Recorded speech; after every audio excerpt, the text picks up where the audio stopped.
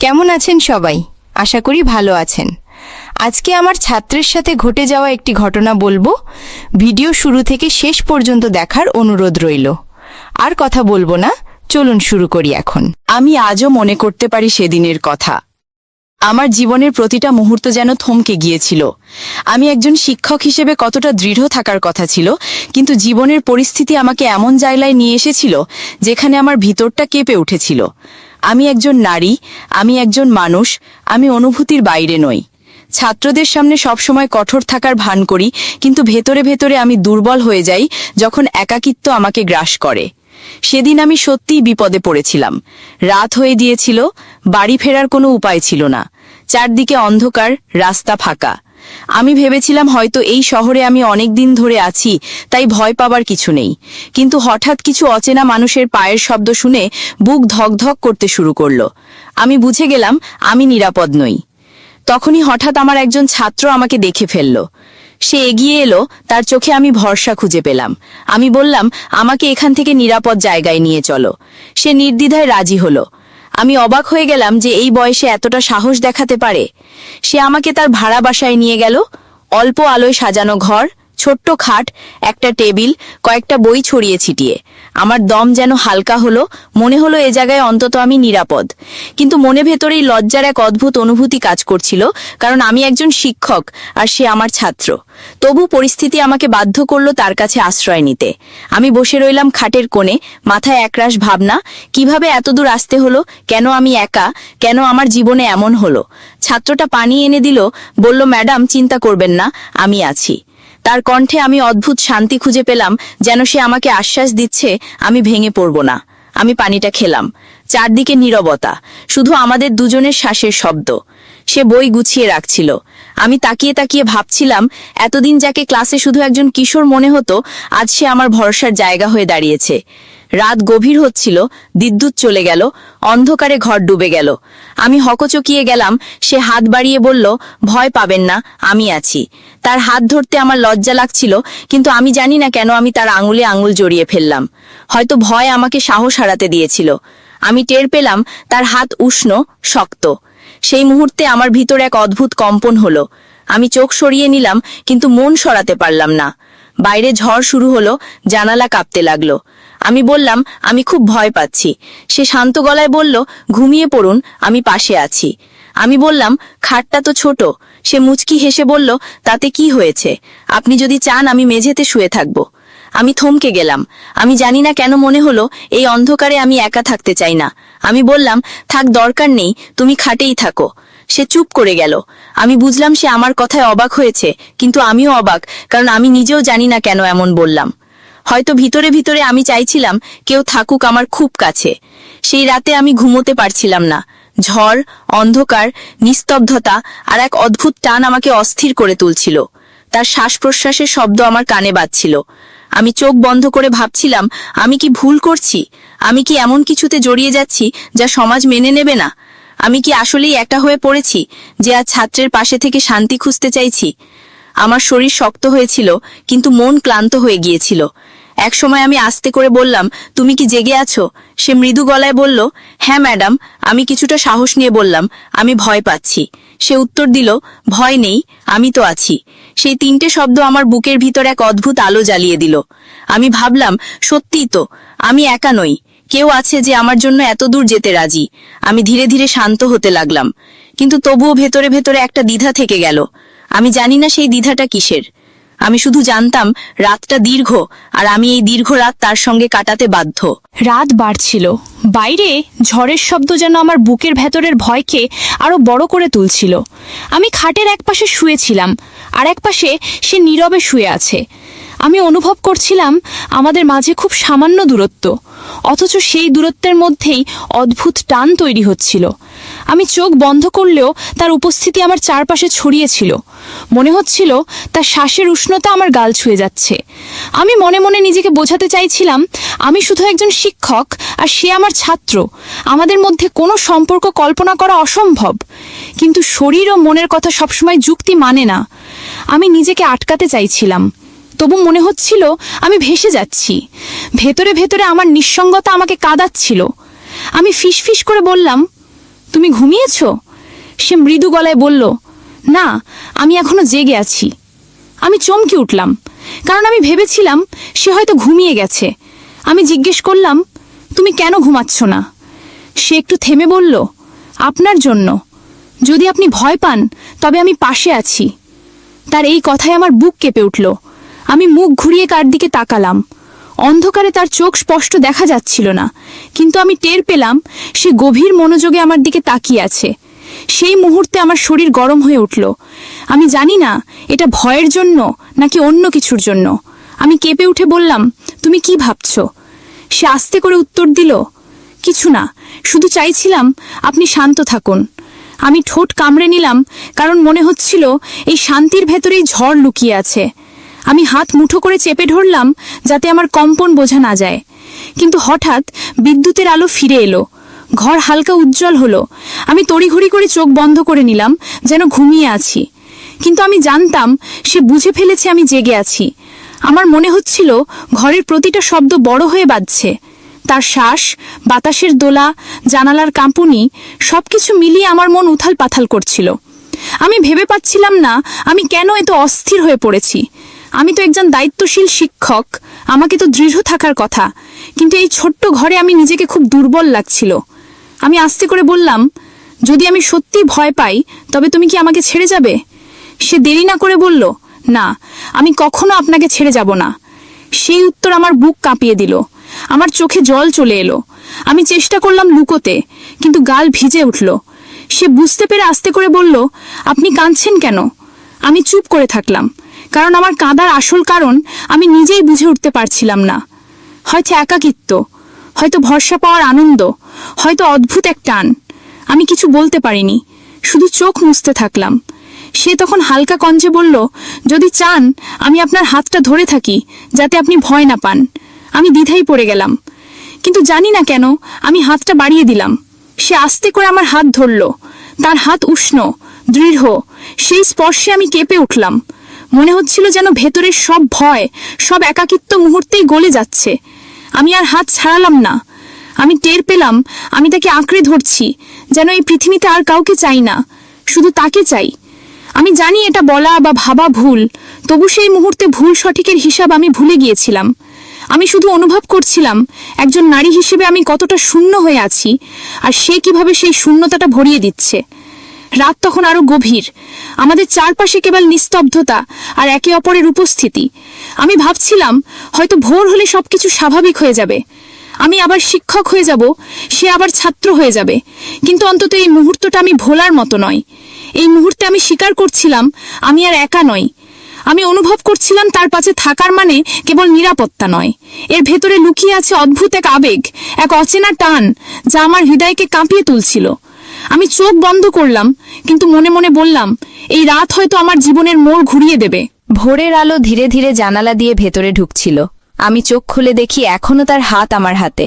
সারা রাত আমি ঠিকমতো ঘুমাতে পারিনি, তবু আশ্চর্যজনকভাবে আমার ভেতরে ভয় কাজ করছিল না, বরং অদ্ভুত এক শান্তি অনুভব করছিলাম। আমি হাত ছাড়াতে চাইলাম, কিন্তু সে যেন আরো শক্ত করে ধরে রাখল। আমি অবাক হয়ে তার দিকে তাকালাম। সে তখনও ঘুমাচ্ছিল, তার মুখে শিশুসুলভ শান্তি, অথচ সেই মুখই গতরাতে আমার সব ভয় দূর করেছিল। আমি আস্তে করে হাত টেনে নিলাম, কিন্তু মনে হচ্ছিল হাতটা ফাঁকা হয়ে গেল। আমি উঠে বসে জানালা দিয়ে বাইরের আকাশ দেখতে লাগলাম। মনে হচ্ছিল এই আকাশটা যেন আমার মনের মতোই উন্মুক্ত হয়ে গেছে। আমি ভাবছিলাম, আমি কি সত্যিই ভুল করেছি? আমি কি সত্যিই সীমা ভেঙে ফেলেছি? কিন্তু আবার মনে হচ্ছিল না, কারণ এখানে কোনো খারাপ কিছু হয়নি, শুধু ভরসা আর নিরাপত্তা পেয়েছি। হয়তো একটু বেশিই পেয়েছি। আমি দীর্ঘশ্বাস ফেললাম। হঠাৎ সে চোখ মেলে তাকালো। আমাকে বসে থাকতে দেখে মুচকি হাসল। বলল, আপনি কি সারা রাত জেগেছিলেন? আমি ঠোঁট কামড়ে বললাম, না, তবে খুব একটা ঘুম হয়নি। সে উঠে বসল, বলল, আজকে আমি আপনাকে বাসায় পৌঁছে দেব। আমি মাথা নাড়লাম, কিন্তু মনে হচ্ছিল আমি এখনো এখানে কিছুটা সময় থাকতে চাই, হয়তো কারণ আমি আবার একা হয়ে যাবার ভয়ে ছিলাম। সে পানি খেতে গেল। আমি তার ঘরটা চারপাশে দেখতে লাগলাম। দেয়ালে কিছু পোস্টার, টেবিলে ছড়িয়ে থাকা বই, কয়েকটা নোট, সবকিছু এত সাধারণ অথচ এত আপন মনে হচ্ছিল। আমি ভেবে পেলাম না কেন এত আপন লাগছে। সে ফিরে এসে বলল, ম্যাডাম, আমি জানি গত রাতটা আপনার জন্য কঠিন ছিল, কিন্তু আমি খুশি আমি আপনাকে নিরাপদ রাখতে পেরেছি। আমি তার দিকে তাকালাম, বললাম, তুমিই তো আমার সাহস হয়ে উঠেছিলে, না হলে আমি জানি না কি হতো। সে একটু চুপ করে বলল, আমি সবসময় চাইবো আপনি যেন নিরাপদ থাকেন। আমার ভেতরটা কেঁপে উঠল। এই বয়সী ছেলের কণ্ঠে একটু আন্তরিকতা আমি আশা করিনি। আমি বললাম, তুমি কি জানো তোমার এই যত্ন আমাকে কতটা স্পর্শ করেছে? সে নিচু স্বরে বলল, আমি শুধু চাই আপনি আমার উপর ভরসা রাখুন। আমি চমকে উঠলাম, কারণ তার চোখে আমি এমন কিছু দেখলাম যা সাধারণ ছাত্র শিক্ষকের সম্পর্কের বাইরে। আমি মাথা ঘুরিয়ে নিলাম, কিন্তু মন ফিরিয়ে নিতে পারলাম না। আমি জানতাম আমি এক অদ্ভুত সীমানায় দাঁড়িয়ে আছি। আমি চাইলে এটাকে এড়িয়ে যেতে পারি, আবার চাইলে ডুবে যেতে পারি। আমি চুপ করে গেলাম, শুধু মনে মনে বললাম, আমি কি পারবো সব সামলাতে? আমি কি পারবো নিজেকে আটকাতে? কারণ আমার ভেতরে একটা অংশ ধীরে ধীরে দুর্বল হয়ে যাচ্ছিল। আমি ভেবেছিলাম সময়ের সঙ্গে সব ঠিক হয়ে যাবে, কিন্তু বাস্তবতা হলো সময় যত এগোচ্ছিল টান তত গভীর হচ্ছিল। আমি বুঝে যাচ্ছিলাম আমি শুধু ভরসা খুঁজছি না, আমি অজান্তেই অন্য কিছু খুঁজছি, যা বলা যাবে না, স্বীকার করা যাবে না, তবু অস্বীকার করাও সম্ভব না। আমি সেই মুহূর্তে বুঝে গিয়েছিলাম আমার জীবন আর আগের মতো থাকবে না, কারণ এই ছাত্র আমাকে এমন কিছু অনুভূতি দিয়েছে যা আমি অনেকদিন ধরে হারিয়ে ফেলেছিলাম।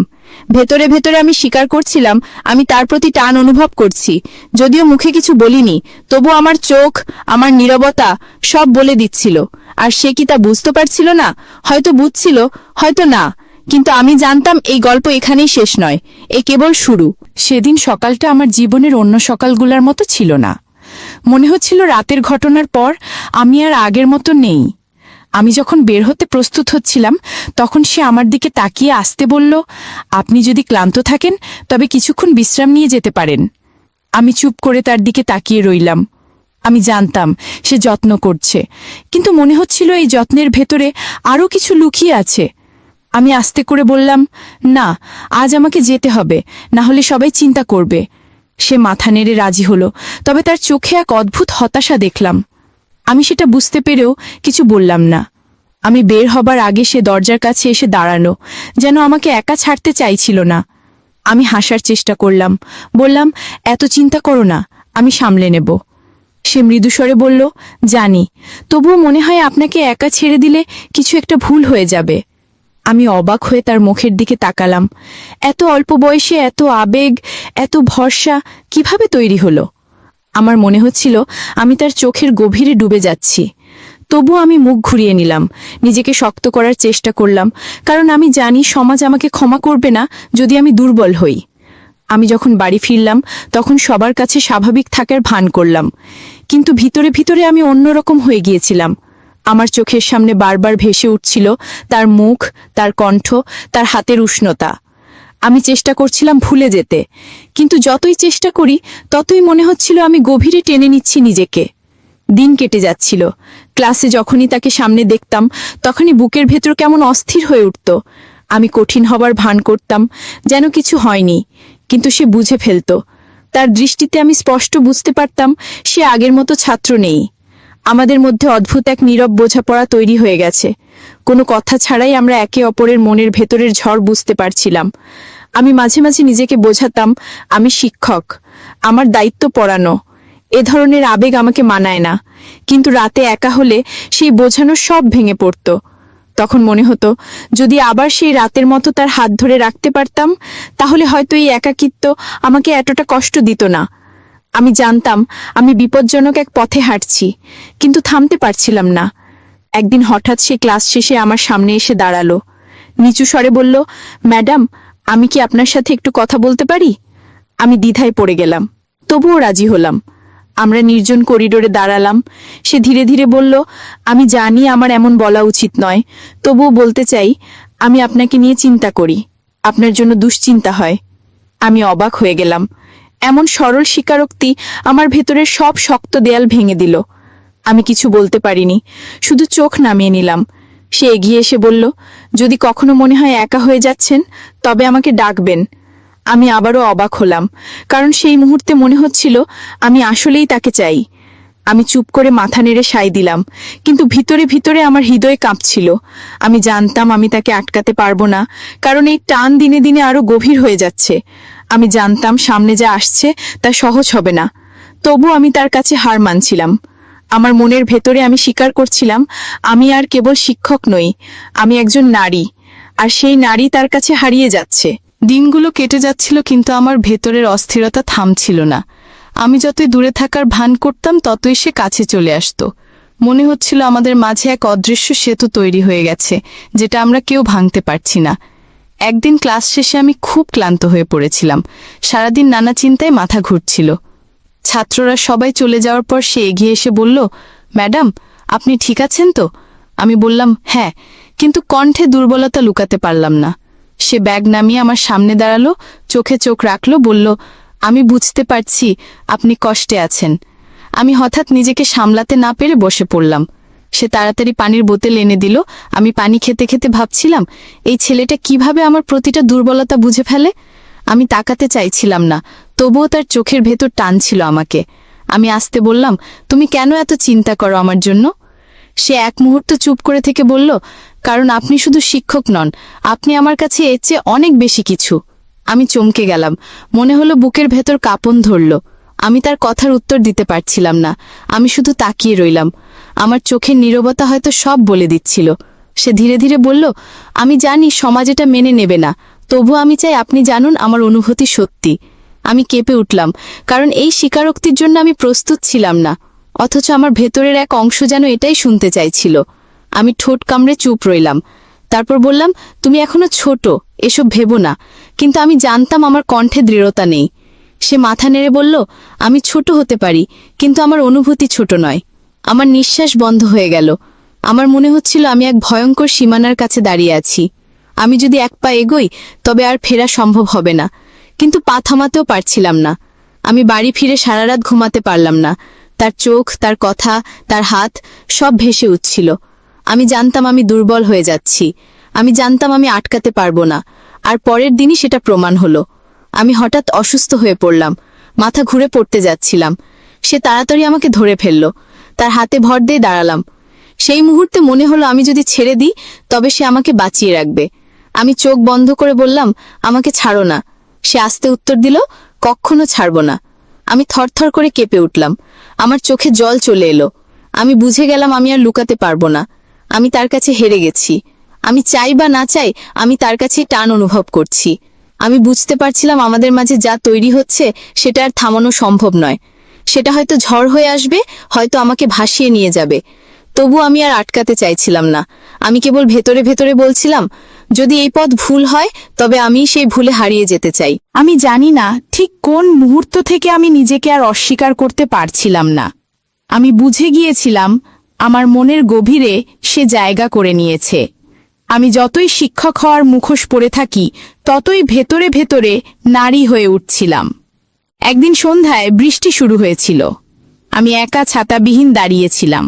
হঠাৎ সে এসে আমার মাথার উপর ছাতা ধরল। আমি তাকিয়ে তার চোখে ভরসা আর ভালোবাসা দেখলাম। আমি কিছু বলতে চাইলাম না, শুধু চুপচাপ হাঁটতে লাগলাম তার সঙ্গে। কিন্তু আমার নীরবতাই যেন সব বলে দিচ্ছিল। সে আমার কাছ থেকে কোনো উত্তর চাইছিল না, শুধু পাশে থাকা চাইছিল। আর আমি বুঝছিলাম এই সঙ্গই আমাকে শান্ত করছে। আমি স্বীকার করতে চাইছিলাম না, কিন্তু আমার ভেতরের শূন্যতা ধীরে ধীরে ভরাট হয়ে যাচ্ছিল। সেই রাতে আমি অনেক ভেবেছিলাম, আমি যদি তার থেকে দূরে থাকতে চাই তবে সেটা অসম্ভব, কারণ আমি এখন আর একা নেই। আমি তার ভেতরে বেঁচে আছি। আমি জানতাম সামনে অনেক ঝড় আসবে, অনেক বাধা আসবে। হয়তো সমাজ আমাকে কঠিন চোখে